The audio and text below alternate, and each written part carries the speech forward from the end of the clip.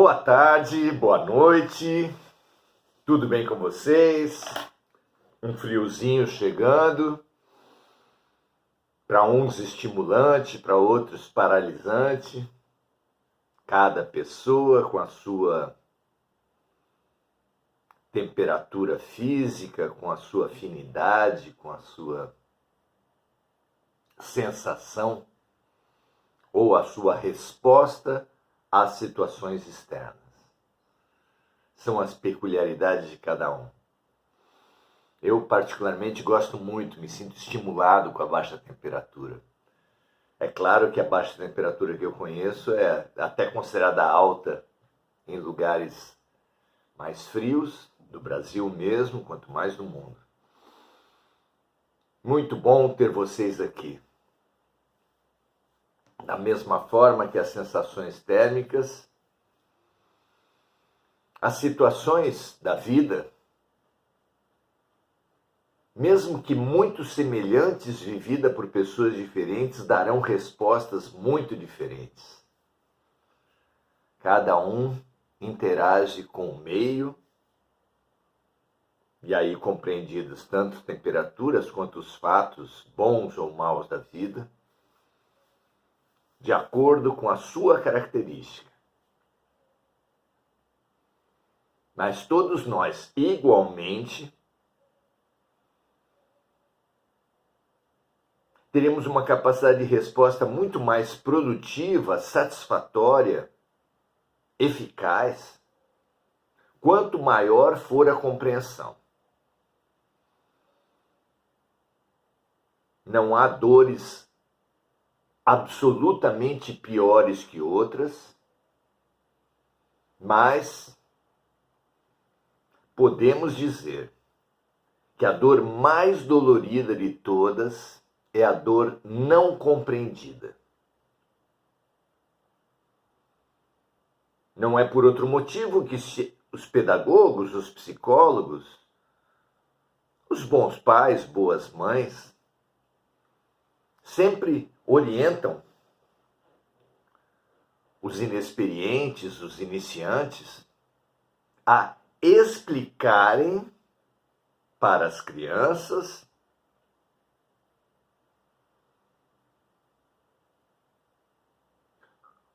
por que estão recebendo as consequências dos seus atos. Por que estão tendo castigos, por que estão tendo situações que estão sofrendo agora, em decorrência do quê? Não há aprendizado quando se sofre sem entender por quê. Então, a pior dor é a dor não compreendida, porque a pior dor não é aquela que dói mais, mas é que aquela que não percebida, não compreendida, não aprendida com ela, gera repetições. Assim como o aluno na escola, quando não aprende, repete, na escola de Deus também. Quando não aprendemos, repetimos, e a pior dor é aquela que exige repetição, é aquela que é desperdiçada. Não é? Justamente nesse campo que nós vamos conversar hoje. Estamos seguindo o nosso roteiro, O Consolador, Emmanuel e Chico Xavier. Um livro que passa em revista, do ponto de vista espiritual, todo o conhecimento humano. Claro que alguns de nós terão aprofundado nesse campo ou naquele, e não se pode exigir aqui um aprofundamento de tudo. Mas se dá um painel geral, uma revisão geral de todo o conhecimento, abrangendo os três campos: ciência, filosofia e religião. Já abordamos, no campo científico, diversos aspectos do conhecimento à luz da espiritualidade, e estamos agora no campo da filosofia. E a pergunta hoje é justamente a respeito do bem e do mal, da dor que nós passamos, de uma compreensão maior sob a perspectiva espiritual, de como nossas crenças, nossas vivências, nossas energias influenciam nos fatos que viveremos. Vamos lá? Pergunta é 126. E ela diz assim: as vibrações relativas ao bem e ao mal, emitidas pela alma encarnada no seu aprendizado terrestre, persistem no espaço para exame e ponderação do futuro?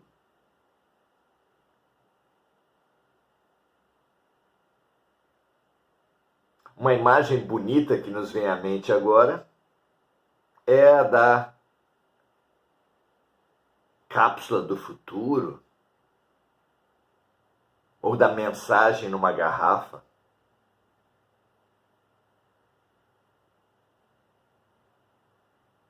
É muito comum que essa prática de mandar mensagem para civilizações posteriores a nós.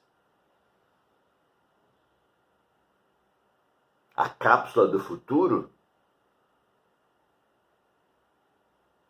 na sua formulação, nos traz essa questão muito interessante. O que queremos deixar, que recado gostaríamos de dar para a nossa posteridade? Aqui hoje, pergunta-se para Emmanuel se as nossas energias de bem ou de mal, as nossas boas ou as nossas más energias, se elas de alguma forma persistem e influenciam o nosso futuro. Vamos repetir a pergunta. As vibrações relativas ao bem e ao mal, emitidas pela alma encarnada no seu aprendizado terrestre, persistem no espaço para exame e ponderação do futuro? Vejamos a resposta de Emmanuel. À vez de convir conosco que existem fenômenos físicos transcendentes em demasia, para que possamos examiná-los devidamente na pauta exígua dos vossos conhecimentos atuais. Emmanuel quer dizer aqui que as pesquisas, que o conhecimento alcançado por ele se mostra tão distante do conhecimento alcançado por nós,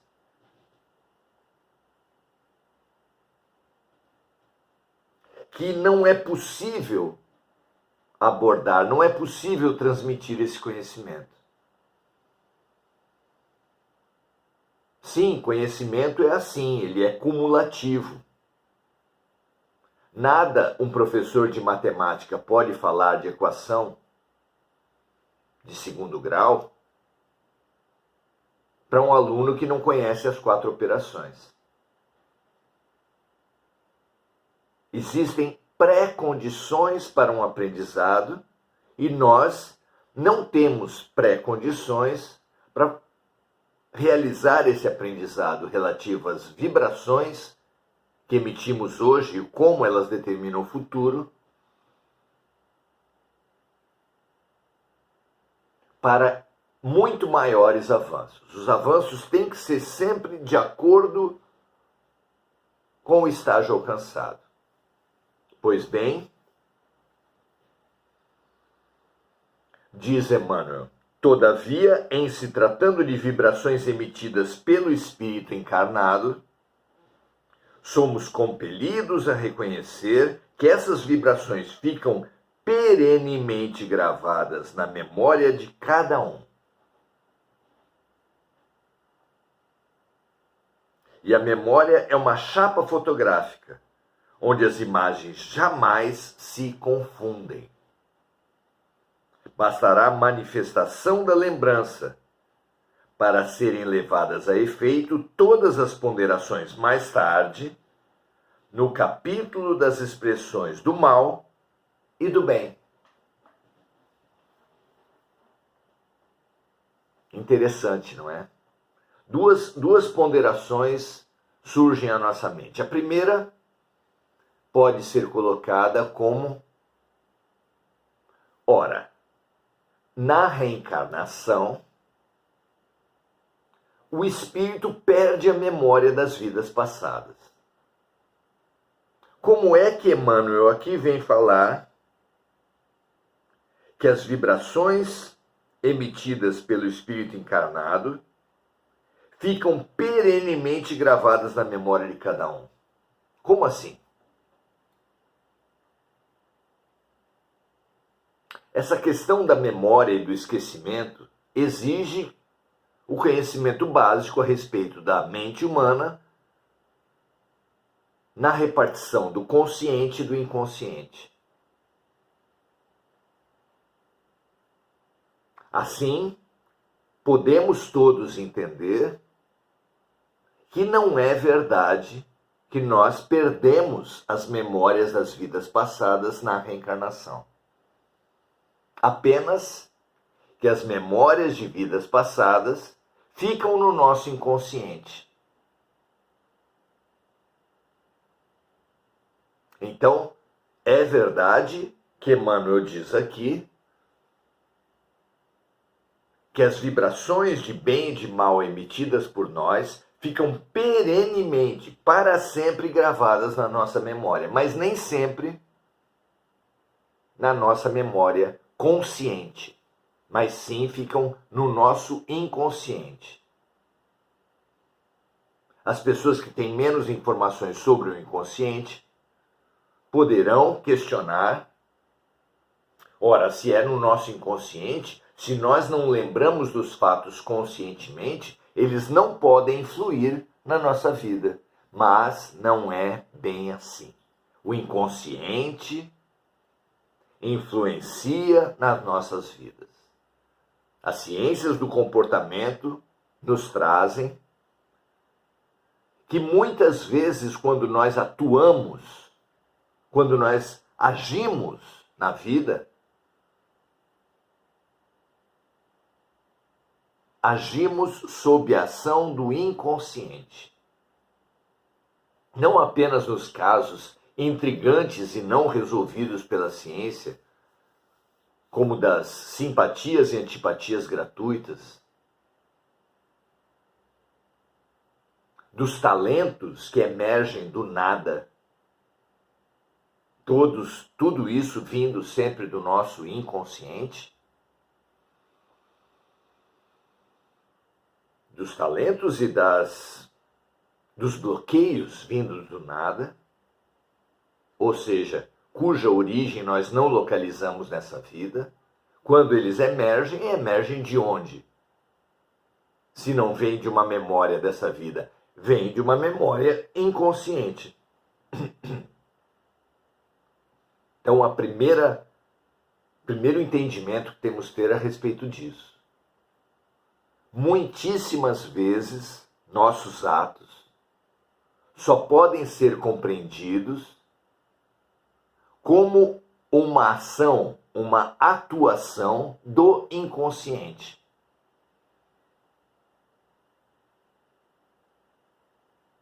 E esse inconsciente é composto por diversas fontes. Por exemplo, dos traumas com os quais não conseguimos ou não queremos lidar, podemos esquecer, ou seja, podemos apagar do nosso consciente e atirar no nosso inconsciente. Mas o nosso consciente também acolhe, também armazena as memórias de vidas passadas. que emergem em sonhos, por exemplo, onde nos vemos, às vezes, com outra raça, outro sexo, características muito diferentes, mas que nós sabemos que somos nós. Como assim? Como podemos nos identificar com seres completamente estranhos sabendo que somos nós? Porque são memórias de vidas passadas.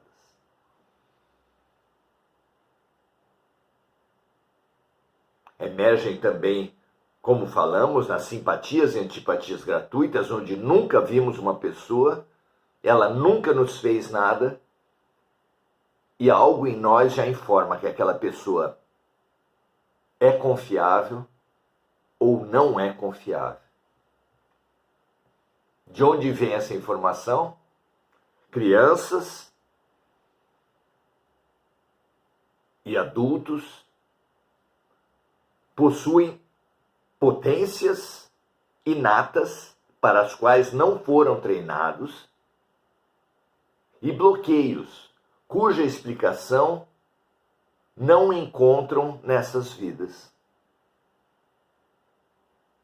Por exemplo, espíritos que morreram afogados podem, na reencarnação, vir com um medo muito grande de água ou de altura, no caso que tenham morrido projetados de grandes alturas, e assim por diante. O inconsciente abarca uma enorme maioria das nossas memórias. Já nessa vida, quanto mais consideradas as múltiplas vidas passadas. Isso é alguma coisa fundamental para entendermos como é que as energias emitidas por nós persistem no tempo e influenciam o nosso futuro. Outro aspecto fundamental é o conhecimento do corpo espiritual. O corpo espiritual, ele é extremamente moldável pela mente. Descrevem os amigos espirituais que entre as múltiplas terapias pelas quais podemos passar no mundo espiritual, por exemplo, durante o sono, estão as terapias de vidas passadas, algo semelhantes àquelas que são feitas aqui na Terra. Então, suponhamos que você vai reencontrar no dia seguinte um inimigo de muitas vidas, o qual o tem prejudicado e o qual você tem prejudicado, alternando-se nas múltiplas vidas e paralisando-se num círculo de vinganças mútuas. É bem possível que o seu protetor, que um terapeuta, que um orientador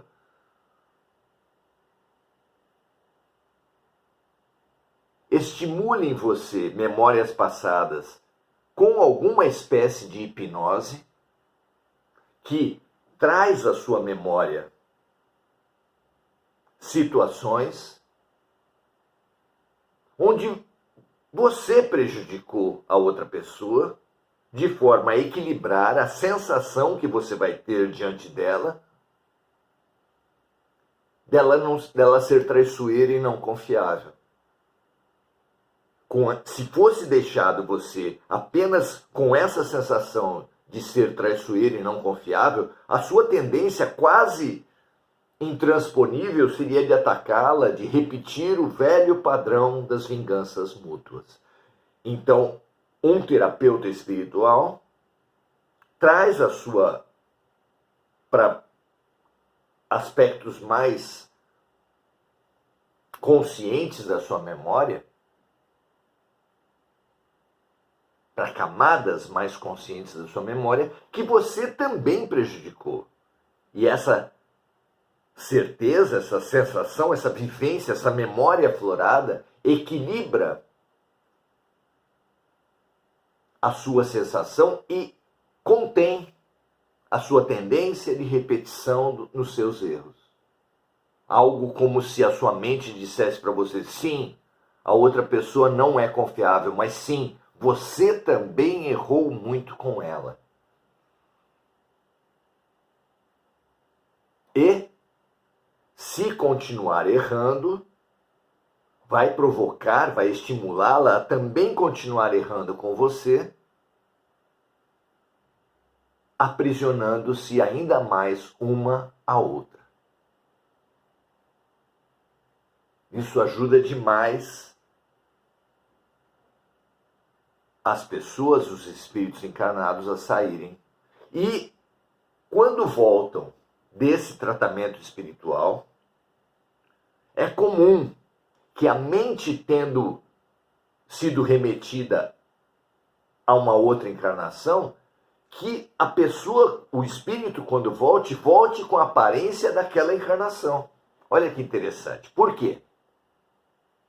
Porque a aparência espiritual é dada pelo corpo espiritual. E o corpo espiritual é extremamente moldável pela mente.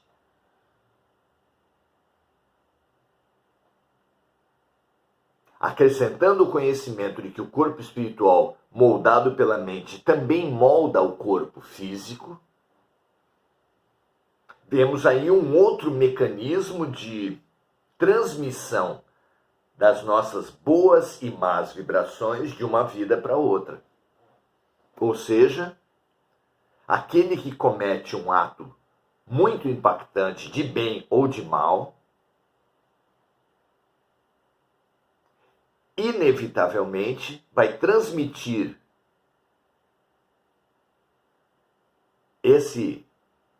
essas energias geradas pelo seu ato luminoso ou sombrio para o seu corpo espiritual. E esse corpo espiritual, na reencarnação mais do que em qualquer outro momento, irá moldar o corpo físico do reencarnante.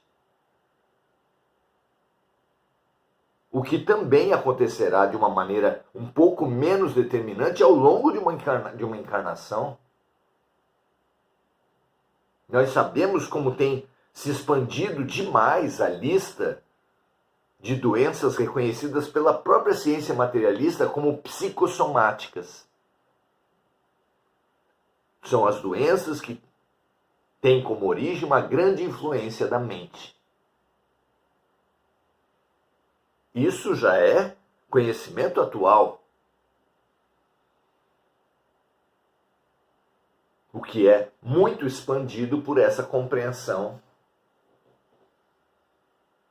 da mente, consciente, subconsciente e inconsciente, e também da atuação determinante do corpo espiritual, numa cadeia de determinações. A mente determinando o corpo espiritual e o corpo espiritual determinando o corpo físico. De forma que é dessa forma que as más energias ou as boas energias retidas na mente como memória influenciam o corpo espiritual, que por sua vez influencia o corpo físico na reencarnação ou durante a vida física. É assim que são transmitidas deformidades como doenças, e é assim que são transmitidas capacidades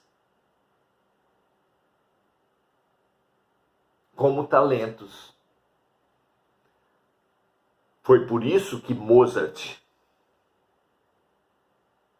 aos 6 anos de idade, mostrou-se capaz de compor a sua primeira sinfonia. Por quê? Claro, porque essa capacidade foi fomentada em outras vidas e aflorou nessa vida. Como aflorou? O seu cérebro veio para essa vida como Mozart, capacitado para isso. E como ele foi capacitado? O cérebro físico.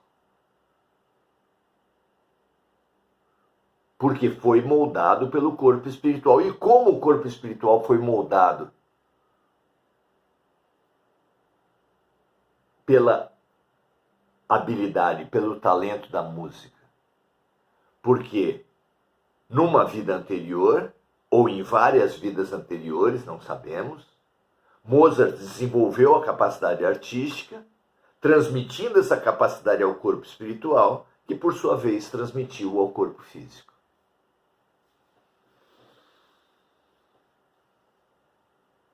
Então, em se tratando de vibrações espirituais emitidas pelo espírito encarnado, somos compelidos a reconhecer que essas vibrações ficam perenemente gravadas na memória de cada um.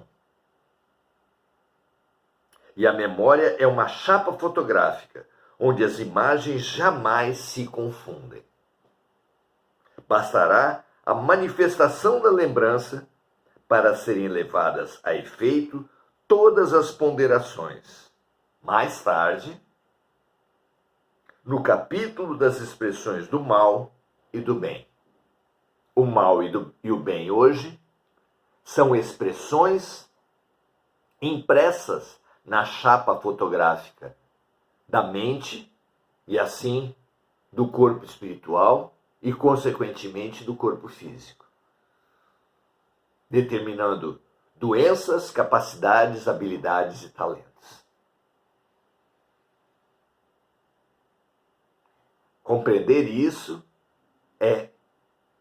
nos permite avançar na reconciliação com Deus, entendendo a justiça, a pedagogia, a terapêutica das vidas sucessivas. Muito bom. Vamos saudar os amigos que estão conosco aqui.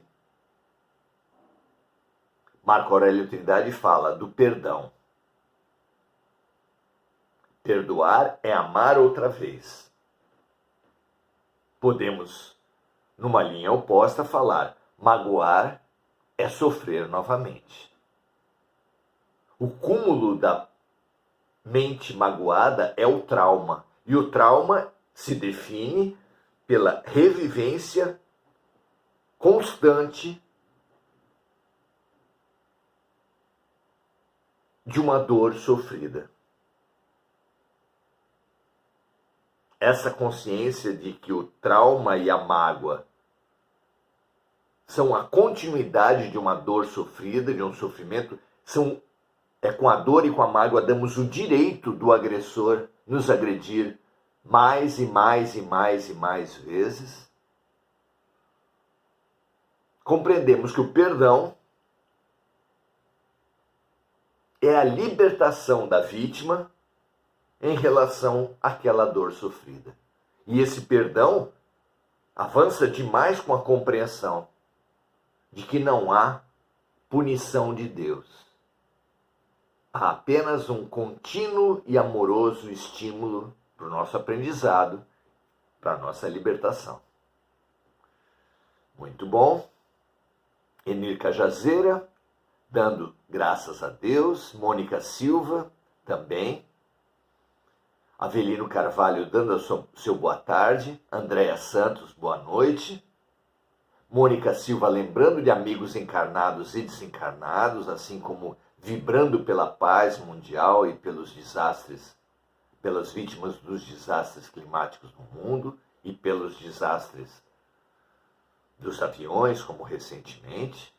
Adelaide Dias, dando o seu boa noite. Henrique Cajazeira, André Salvadori também. Muito felizes com a participação de cada um e fica o nosso convite. Venha conosco, estaremos juntos amanhã às 18 horas também, se tudo der certo. Grande abraço, paz e bem a todos e até amanhã.